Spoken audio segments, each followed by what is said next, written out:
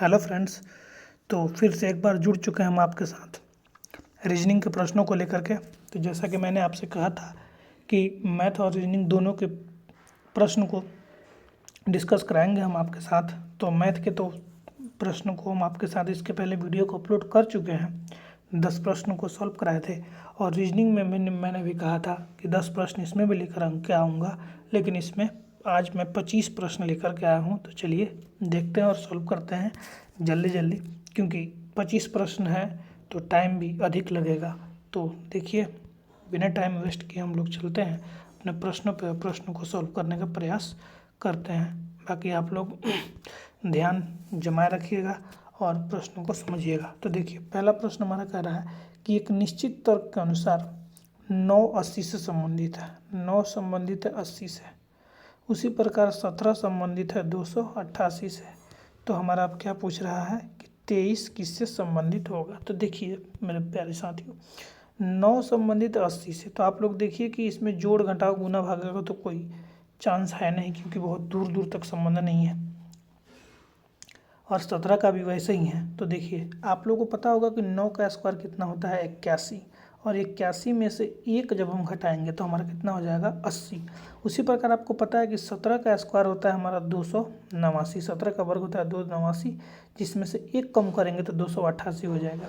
इसी पैटर्न पे अब हम लोग 23 का देखें तो 23 का वर्ग जो है सो हमारा होता है 529, और इसमें से 1 घटाएंगे तो हमारा हो जाएगा 528। तो हमारे पहले प्रश्न का उत्तर हो गया 528। चलिए अगले प्रश्न पे आते हैं।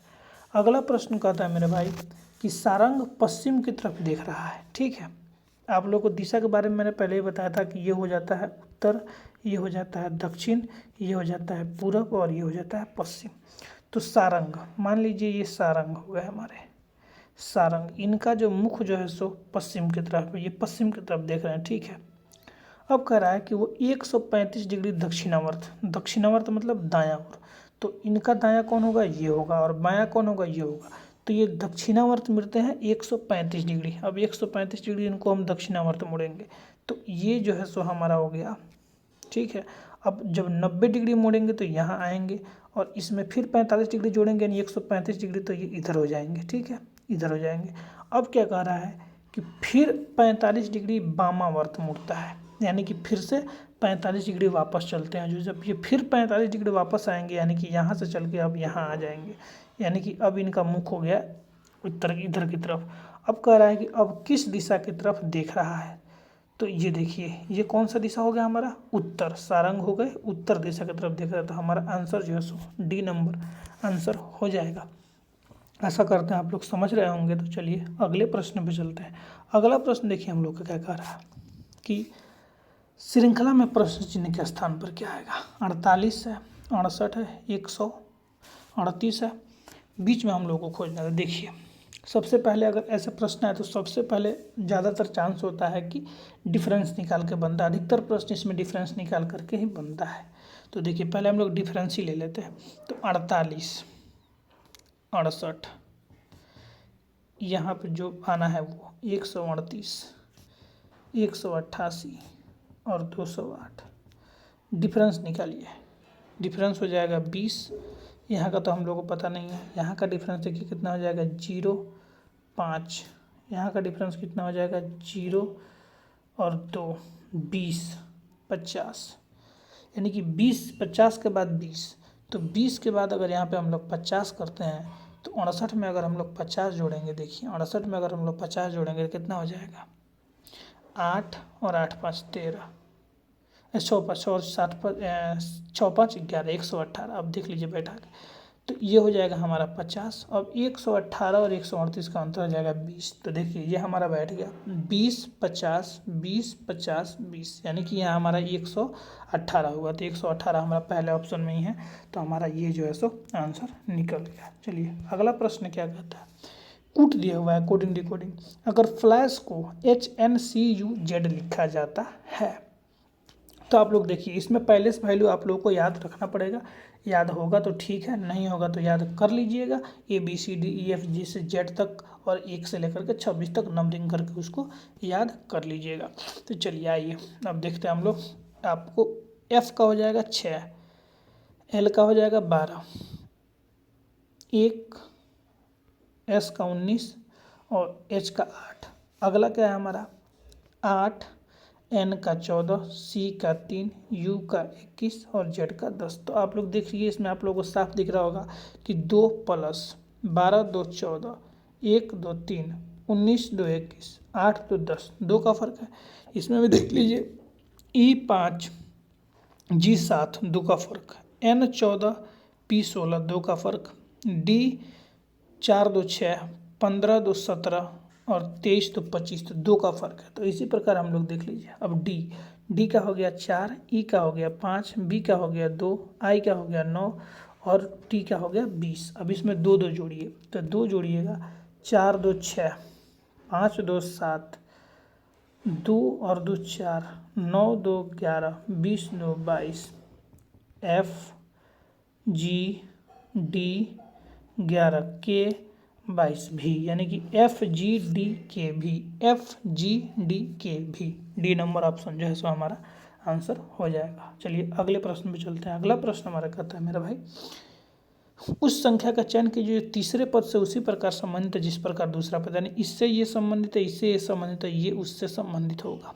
तो पहले इसका डिफरेंस निकाल लेते हैं हम लोग। तो 7183 में से 3850 जाएगा 3, 8 में से 5 गया 3, 11 में से 8 गया 3 और 6 में से 3 गया 3, नहीं 33 33। इसको देख लीजिए 12 में से 9 जाएगा 3 हो जाएगा, ये बच जाएगा 6, 6 में से 3 जाएगा 3 हो जाएगा, ये 9 में से 6 जाएगा 3 हो जाएगा और 8 में से 5 जाएगा 3। वाह, ये तो हमारा 33 33 आ गया। नहीं तो अब देख लीजिए 69 में से 69 57 में से 33 33, क्योंकि जब इनका दोनों का डिफरेंस 33 33 आया, इनका दोनों का डिफरेंस 33 33 आया, तो इनका दोनों का डिफरेंस भी 33 33 आएगा। तो अब इस संख्या को निकालने के लिए हम लोग क्या करेंगे, 33 33 को इसमें से माइनस कर लेंगे। 4 हो जाएगा, 2 हो जाएगा, 6 हो जाएगा, 3 हो जाएगा, 36 24। देखिए कहीं है, हाँ बी नंबर में है 36 24, हमारा जो है सो आंसर निकल के आ जाएगा। चलिए अगले प्रश्न पे चलते हैं। 6ठे नंबर प्रश्न में कह रहा है, गणेश अपनी माता के भाई के पिता की पोती के साथ टहल रहा है, तो वह किसके साथ टहल रहा है।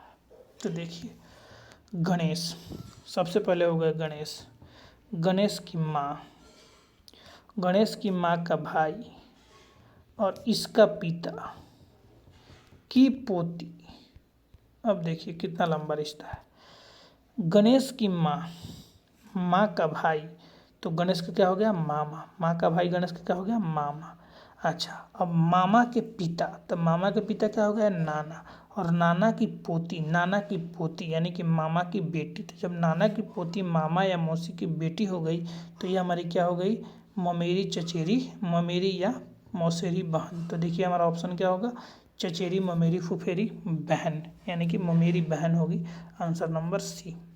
चलिए अगला प्रश्न देखिए क्या कहता है, ये सन्निहित आकृति को देखना है कि इसमें से कौन सी आकृति जो है सो इसमें है। तो देखिए सबसे पहले देखिए हम लोग को एक भाग देखना है, ठीक है। सबसे पहले ये देखिए ये यहाँ से बांटिए, सॉरी बीच से बिल्कुल बांटिए, बीच से बांटिए और देखिए कैसा दिख रहा है हम लोग को। देखिए ये जो है सो ठीक है, यहाँ पे एक लाइन है, यहाँ लाइन है, ठीक है, बीच में से यहाँ लाइन है, यहाँ लाइन है, ठीक है। लेकिन ये देखिए ये जो खंड बन रहा है यहाँ नहीं है, तो ये नंबर ऑप्शन ख़त्म। ये तो सबसे पहले इधर पे भी नहीं है, ये भी ख़त्म। इसको देख लीजिए, इसमें जो है सो इसमें देखिए पहले तो सर्कल है, उसके बाद षटकोण है, उसके बाद सर्कल है, लेकिन इसमें तीनों सर्कल है तो ये भी गलत हो जाएगा। इसमें पहले 3 है, इसमें 2 है, तो इस हिसाब से ये भी जाएगा, ये भी एक जाएगा, तो बचा ही यही। तो जब जो बच गया एक ये हो गया, आप लोग देख सकते हैं। ज़्यादा इसमें आप लोगों को समझ में नहीं आएगा तो सीधे ये देखिए ना, और छोड़िए उल्टा सीधा छोड़िए, सीधे ही आप लोग इस पर ध्यान दीजिए कि देखिए अगर इसको हम बीचों बीच से बांटेंगे तो सबसे पहले ये सर्कल आएगा, इसके बाद जो है सो हमारा जो षटकोण का जो वो है वो आएगा, उसके बाद फिर सर्कल आएगा, तब ना इसे होगा। लेकिन इसमें देखिए इसमें 2 है तो ख़त्म, इसमें 3 है खाली सर्कल है तो यू ख़त्म, इसमें 1 है तो यू ख़त्म, तो बच गया डी। तो एक ही हिसाब से निकाल सकते हैं, इसमें ज़्यादा दिमाग लगाने की जरूरत ही नहीं है। चलिए अगले प्रश्न पर चलते हैं, आयतों की संख्या गिनना है। तो देखिए एक चीज़ याद रखिएगा, अगर कहे वर्ग की संख्या गिनना है, जैसे ये देखिए हम बनाते हैं आपको, 1 2। इसमें अगर कहे वर्ग की संख्या गिनना तो आप क्या बताइएगा? 1 2 3, तो 1 का स्क्वायर 1, 2 का स्क्वायर 4, 3 का स्क्वायर 9, 9 4 13 1 14, 14 वर्ग आप लोग इसमें गिनिएगा। जैसे आप गिन के बता देते हैं 1 2 3 4 5 6 7 8 9, 9 तो ये हो गया, एक ये हो गया 10, एक ये हो गया 11, एक ये हो गया 12, एक ये हो गया 13, एक ये हो गया 14। अब देखिए इसमें ट्विस्ट क्या है। अब देखिए एक जो ये है, ये क्या है? आयत है।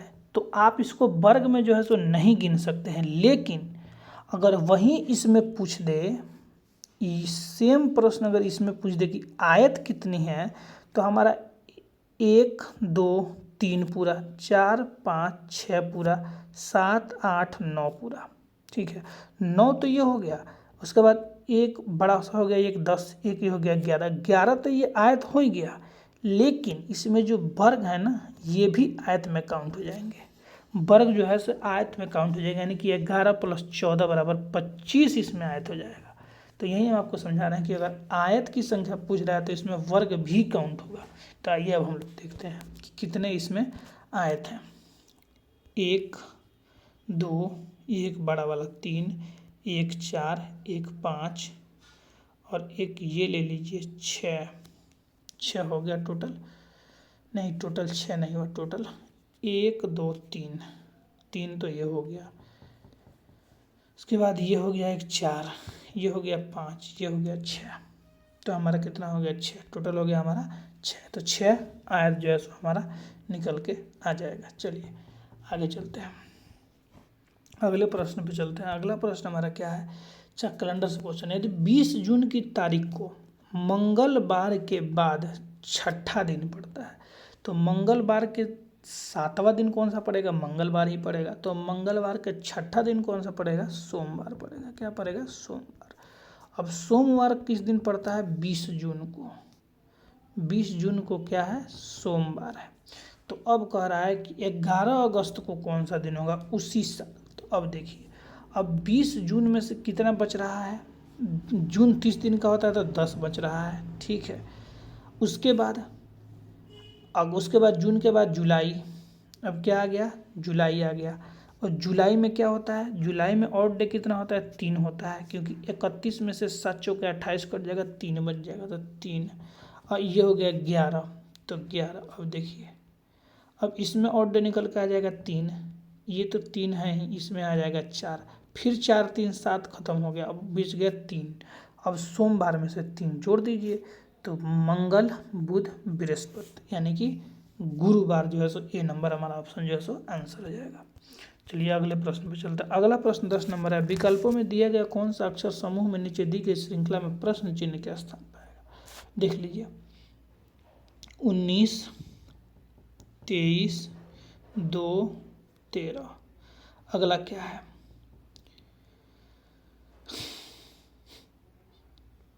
15 19 24 9। अगला पूछ रहा है, इसके बाद क्या है? 7 11 16 1। इसके बाद क्या है? 3 7 12 23। अब देखिए इसमें अंतर देखते हैं, 4 कम हो रहा है। अब मान लीजिए अगर यहाँ 4 कम हो गया तो 11, 11 में से 4 कम 7,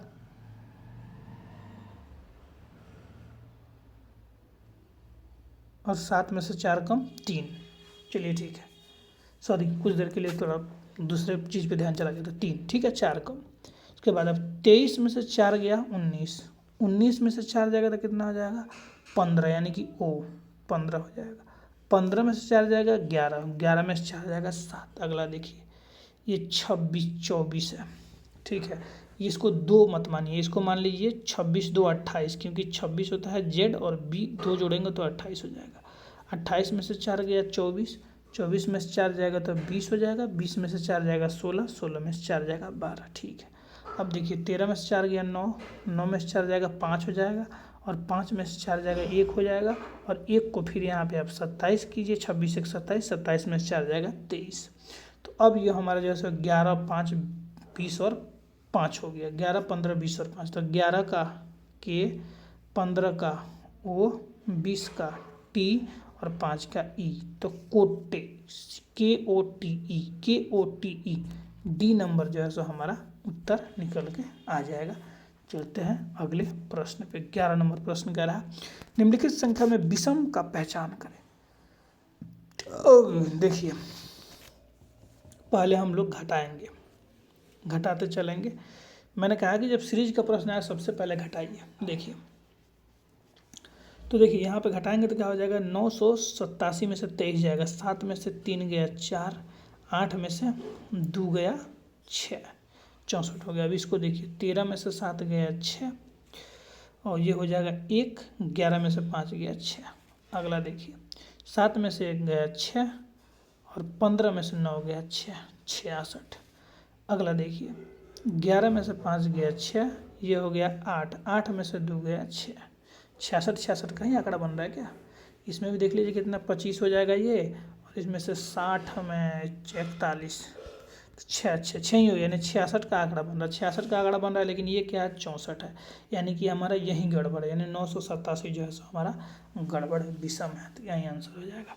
चलिए 12वें नंबर प्रश्न पे चलते हैं मेरे दोस्त। 12वां नंबर प्रश्न क्या कहता है कि MNLJ को जिस प्रकार संबंधित है उसी प्रकार इससे क्या संबंधित है। देखिए ना, देखिए NMNLOJQ, ये विपरार्थक दिया हुआ है, यानी N का विपरीत M, M का विपरीत N, L का विपरीत O और J का विपरीत Q। तो इसी प्रकार अब देखिए, Z का विपरीत हमारा A, Y का विपरीत B, X का विपरीत C और D का विपरीत D, W का विपरीत, तो ABCD जो है सो हमारा आंसर निकल के आ जाएगा, ABCD।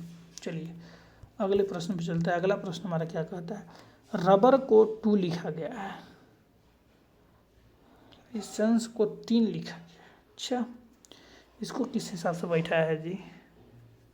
रबर को 2 लिखेगा, जैसे मान लीजिए 3 और 3 6 लेटर है, इसमें 3 3 6 1 7, 3 कैसे किया?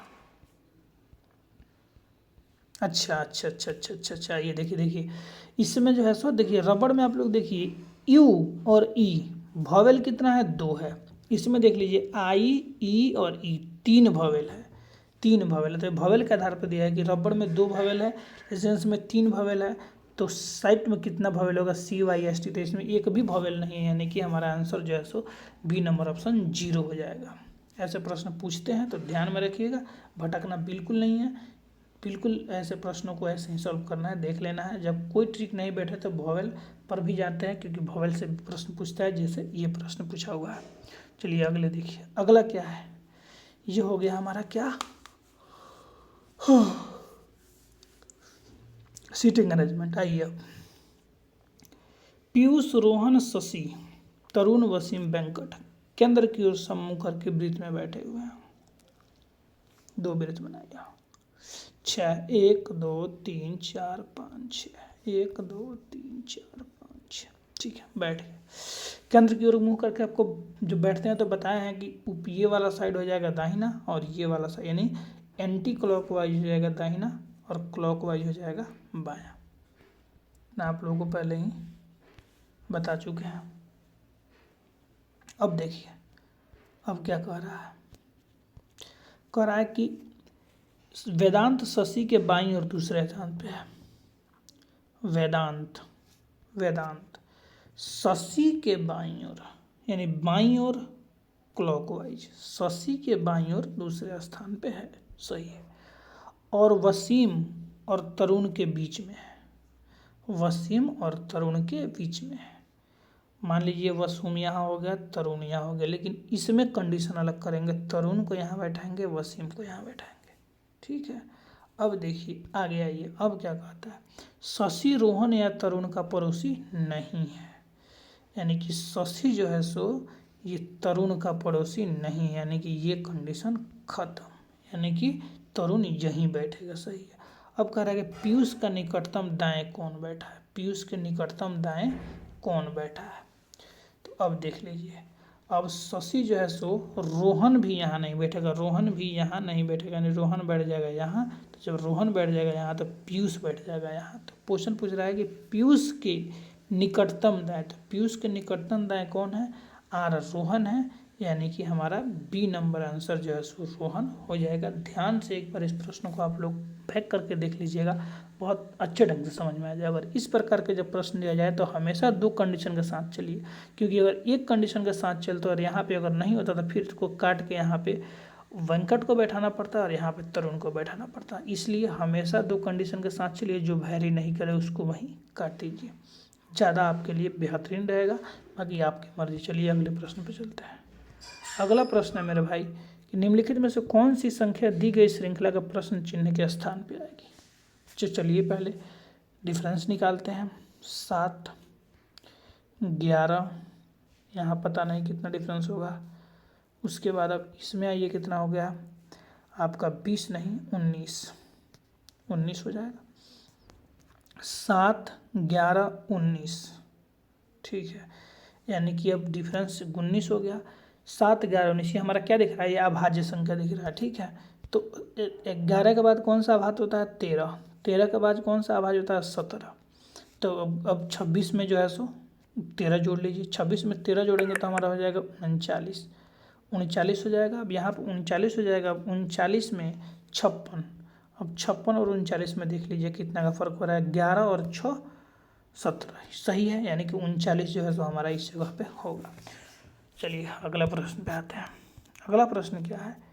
ये कह रहा है कि जिस प्रकार ये इसका मान क्या रखें और इसका मान क्या रखें कि इसके बीच में संबंध और इसके बीच में संबंध सेम हो जाए। तो चलिए आइए इसको भी हम लोग देख लेते हैं। देखिए मेरे भाई, ओ हो जाएगा 15, जे हो जाएगा 10, आर हो जाएगा 18, इधर का खोजना है।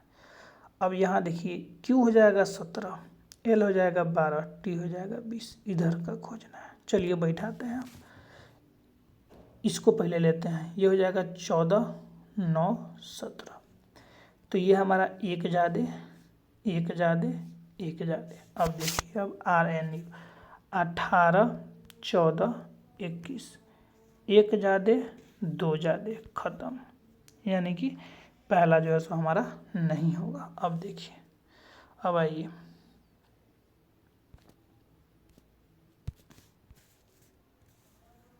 पहला जो है सो हमारा कट गया, ठीक है, पहला हमारा नहीं होगा। अब आइए अब दूसरे पे आते हैं। दूसरा कहता है NIR, NIR यानी कि 14, 9, 18, देखिए एक ज़्यादा सेम। अब R 18, 13, U एक ज़्यादा सेम नहीं हो रहा है। 20, 21 एक ज़्यादा हो जा रहा है। ये भी हमारा जो है सो ख़त्म हो गया, इसका भी कहानी इसमें सेट नहीं हो रहा है, ख़त्म, ठीक है। अब अगले पे आइए, अब सी नंबर में आइए। N 14, 9, 17, एक ज़्यादा, ठीक है। 18, 13, 22, एक ज़्यादा, 2 ज़्यादा, ये भी ख़त्म, यानी कि सी नंबर ऑप्शन में होता है। ए बी सी जब नहीं हुआ तो यानी कि डी नंबर हमारा होना चाहिए। बाकी आइए चेक करके जो है सो देख लेते हैं। डी में क्या है? NIQ यानी कि 14, 9 और 17, ठीक है। इसके बाद R 18, M 13, U 21, एक ज़्यादा, यानी कि डी नंबर आंसर जो है सो हमारा सही होगा। आशा करते हैं इस प्रश्न को भी आप लोग समझे होंगे। अगला प्रश्न क्या कहता है? अगला प्रश्न कहता है कि कनाडा को XZM ZWZ लिखा गया है। ये तो हमारा विपरीत ही दिख रहा है। सी का विपरीत X, ए का विपरीत Z, N का विपरीत M, ए का विपरीत फिर Z, डी का विपरीत W और ए का विपरीत Z, सही है। AZF उफ, Indian railway, crux CX AZ। अब डिप्रेशन क्या होगा? DW ड्यू, ई से लव LOVE, ई का भी, पी का पी, पी, पी का क्या हो जाएगा, ये हो जाएगा हमारा पी, पी का विपरीत 16 है, 27 में 16 घटाइए यानी पी के हो जाएगा, ठीक है। आर का विपरीत हो जाएगा हाई स्कूल, एच, ई का विपरीत हो जाएगा फिर भी, एस का विपरीत हो जाएगा हाई स्कूल एच, फिर एच का विपरीत एच, आई का विपरीत इंडियन रेलवे, ओ का विपरीत लव, एन का विपरीत एन, यानी कि डब्ल्यू भी के एच, डब्ल्यू भी के, अरे इंडियन रेलवे यार, आर है नहीं तो इंडियन रेलवे ना होगा यहाँ पे, हाई स्कूल कहाँ से होगा, इंडियन रेलवे होगा, यहाँ पे आई होगा, के आई, के आई, डब्ल्यू भी के आई, डब्ल्यू भी के आई, डब्ल्यू भी के आई, ठीक है। भी एच इसमें भी है, भी जी है इसमें तो कट गया, यानी कि ये होगा भी H H R L M, सही है, डी नंबर आंसर जो है हमारा सही है। चलिए अगला प्रश्न क्या कहता है, अगला प्रश्न कहता है कि निम्नलिखित में से 3 अक्षर समूह किसी न किसी तरह से संगत है और एक असंगत है, यानी 3 समान है, तो देखिए ना क्या समान है, 21, 16, 20, 17। दूसरा क्या है, 1, 26, 2, 25, ये पक्का 27 होना चाहिए और ये पक्का 28 होना चाहिए, क्योंकि उसी हिसाब से दिख रहा है। अगला में आइए, सी नंबर में क्या है, 26, 21, 25, 22, इसमें क्या है 6, 1, 5, 2। अब देखिए एक ज़्यादा सही है, एक ज़्यादा सही है, एक ज़्यादा सही है, एक ज़्यादा एक कम, यही तो गलती हो गया कम, यानी कि बी नंबर ऑप्शन जो है सो हमारा आंसर हो जाएगा। ये कम दिया है लेकिन हर में देखिए 20, 21, 20, सॉरी कम ज़्यादा, कम ज़्यादा, कम ज़्यादा, लेकिन इसमें क्या दिया है पहले ज़्यादा तब कम, तो ये उल्टा हो गया, इसलिए ये हमारा आंसर असंगत हो गया। अगला देखिए, अगला प्रश्न, इस प्रकार के प्रश्न में मैंने आपको बताया था कि इसको तो बिल्कुल पढ़ना नहीं है, डायरेक्ट आइए प्रश्न पे। जे का जेड से क्या संबंध है, जेड से सीधे डायरेक्ट चलिए, तो इसका मतलब होता है पति, तो जेड का पति के, पति हो गया। अब आइए एंड, पति की माता सास, सास का पति ससुर, और ससुर का ये हो गया पुत्री, ससुर की पुत्री यानी ननद, ये नंबर ऑप्शन ननद। चलिए डायरेक्ट, मैंने कहा था कि इसको पढ़ने के चक्कर में पढ़िएगा तो समय बर्बाद होगा, डायरेक्ट आंसर पे आइए, निकालिए आंसर। चलिए अगले प्रश्न पे आइए, रिंगो को 64, वाच को 25, रिंगो को 64, मान लीजिए 18, 9, 27, 14 और 7 कितना हो रहा है, 14, 7, 21, 18, 9, 27, 8, 4, 48, 64 हो रहा है, कोई हिसाब नहीं लग रहा है। मान लीजिए 16, 3, 48, 16 चौको 64 भी करेंगे तो ये 25 है, फिर इसमें 4 से कैसे करेंगे, नहीं होगा। अच्छा 4, ये 64 दिया हुआ है, इसमें 5 लेटर 100, अच्छा, और इसमें कितना है 3, 3, 6, 2, 8, 8, 64, 500 पर। अच्छा देखिए ये लेटर के अनुसार दिया हुआ, इसमें 4 लेटर है ना, तो 4 का क्यूब 64, इसमें 5 लेटर है तो 5 का क्यूब 125, तो इसमें 8 लेटर है तो 8 का क्यूब 512, तो हमारा ए नंबर ऑप्शन जो है सो आंसर हो जाएगा। अगले प्रश्न पे आइए, अगला प्रश्न क्या कहता है, फिर आ गया सीटिंग अरेंजमेंट। देखिए 2 गोला बना दीजिए, 6 मित्र बैठे हुए, 1, 2, 3, 4, 5, 6, 1, 2, 3, 4, 5, 6, ठीक है। आइए अब देखिए, अब हम लोग करते हैं सॉल्व। क्या कहता है, आर टी और यू दोनों के ठीक बगल में है, आर टी और यू, आर टी और यू, इसलिए पहले ही कहा था मैंने 2 अपना बना के चलिएगा। केंद्र की ओर मुंह करके बैठे हुए तो दाहिना बायां भी आप लोगों को पता होगा। पी यू के दाईं ओर से तीसरे स्थान पे, पी यू के दाईं ओर से तीसरे स्थान पे। अब यू के दाईं ओर से तीसरे स्थान पे 1, 2, 3, यू के दाईं से तीसरे स्थान पे 1, 2, 3, यानी कि पी यहाँ होगा, ठीक है। क्यू एस के बाईं ओर ठीक बगल में बैठा है, क्यू एस के बाईं ओर ठीक बगल में बैठा है, क्यू एस के बाईं ओर ठीक बगल में बैठा है। अब क्या कह रहा है कि एस पी के दाईं ओर से दूसरे स्थान पे है, एस पी के दाईं ओर से दूसरे स्थान पे है, गलत हो गया।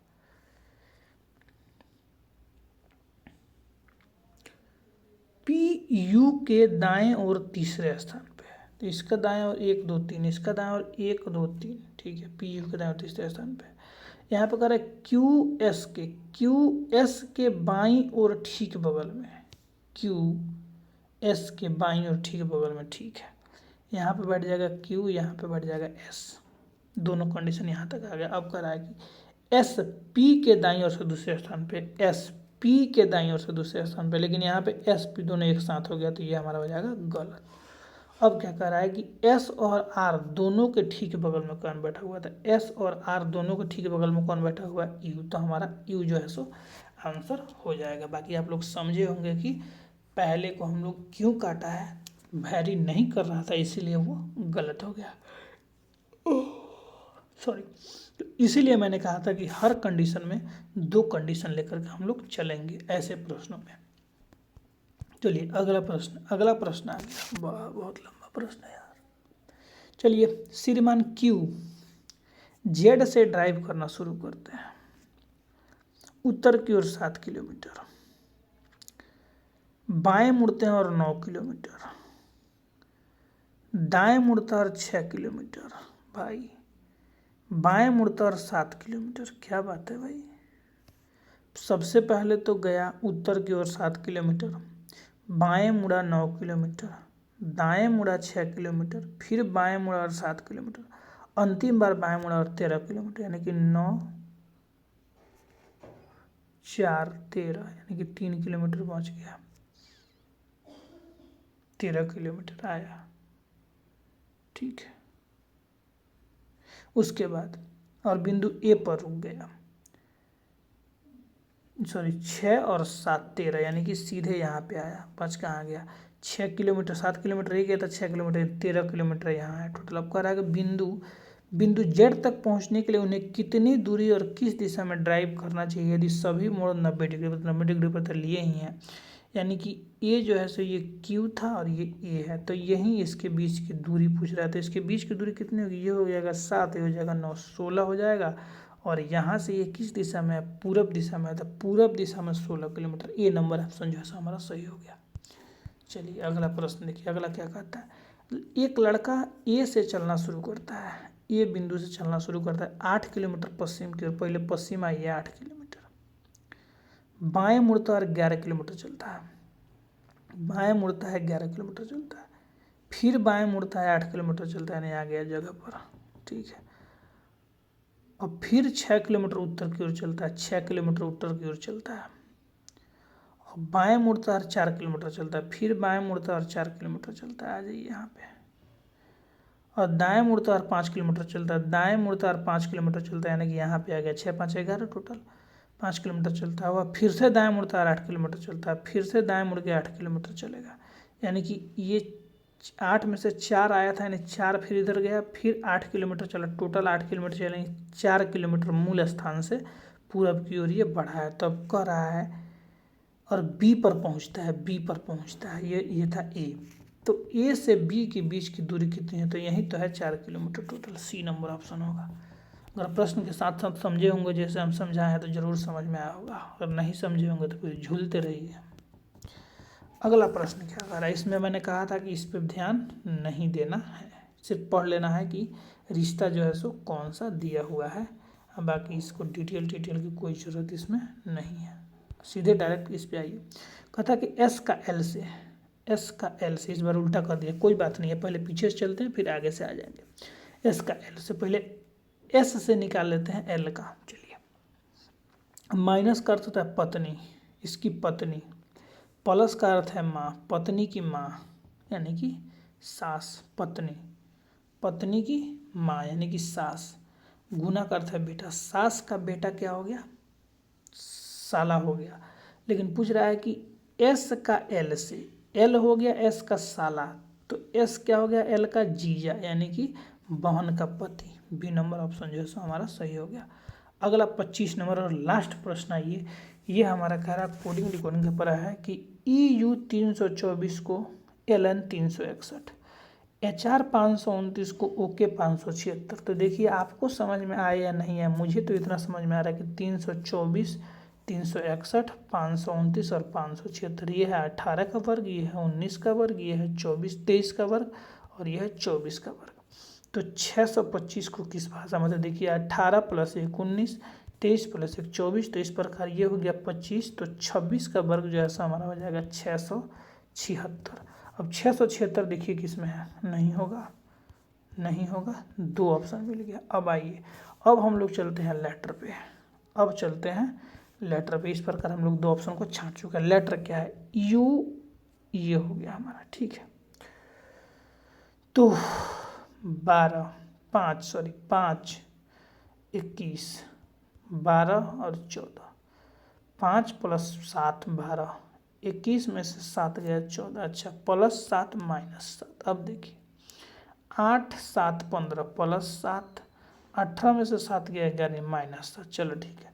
तो 7 में 7 जोड़ेंगे तो 14, यानी कि N, पहला N यानी कि C नंबर ऑप्शन जो है सो हमारा आंसर निकल गया। तो इस प्रकार से 25 प्रश्न को सॉल्व करा चुके हैं। देखिए 25 प्रश्न को सॉल्व कराने में 36 मिनट लगा, जबकि हर प्रश्न को मैंने डिटेल में जाकर नहीं समझाया है, बल्कि जैसे एग्ज़ाम में बनाते हैं उसी मेथड से मैंने आपको बताया है। तो 25 प्रश्न को सॉल्व कराने में 36 मिनट लग गया। तो सोचिए कि अगर जिस प्रकार एग्ज़ाम में 50 प्रश्न पूछे जाते हैं, अगर 50 प्रश्न का सीरीज चला जाए तो लगभग 1 से सवा घंटे का समय, 1.5 घंटा भी जा सकता है। और अगर डिस्कशन करें पूरे डिटेल में जाकर समझाए बिल्कुल न्यू स्टूडेंट की तरह, तब तो 50 प्रश्न को सॉल्व कराने में मुझे लगता है 3 घंटे का समय लग जाएगा। तो इसलिए हम लोग 10 15 20 25 मैक्सिमम 25, इससे अधिक प्रश्न नहीं लेंगे, क्योंकि वीडियो को ज़्यादा लंबा नहीं करना है। तो आशा करते हैं सभी प्रश्नों को आप लोग बहुत बेहतरीन ढंग से समझे होंगे। अगर नहीं समझे हैं तो एक बार फिर से वीडियो बैक करके देखिएगा, समझ में आ जाएगा। बाकी वीडियो को दबा के शेयर कीजिए, लाइक कीजिए और चैनल को सब्सक्राइब कीजिए और अपनी तैयारी को बेहतर कीजिए। और देखिए बिहार SSC के एग्ज़ाम, इंटर लेवल का एग्ज़ाम तो अभी आता पता है नहीं कि कब होगा, क्योंकि 2 साल हो गए फॉर्म भरे हुए और अब तक कोई अपडेट उसका नहीं है। तो देखिए हम लोग मान के चलते हैं कि अभी नहीं भी होगा, कम से कम अगर जल्दी से जल्दी होगा तो 3 से 4 महीने के बाद ही होगा पेपर। यानी कि जैसे मार्च चल रहा है तो अप्रैल मई जून जुलाई, यानी कि जुलाई के आसपास ही पेपर हमारे होने की संभावनाएँ हैं। तो 4 महीना अभी हमारे पास टाइम है। तो आप लोग तैयारी में लगे रहिए बिल्कुल, और हम भी आप लोगों के साथ कदम से कदम मिलाकर चलेंगे। तो चलिए मिलते हैं आप नेक्स्ट वीडियो में, तब तक के लिए जय हिंद, थैंक यू।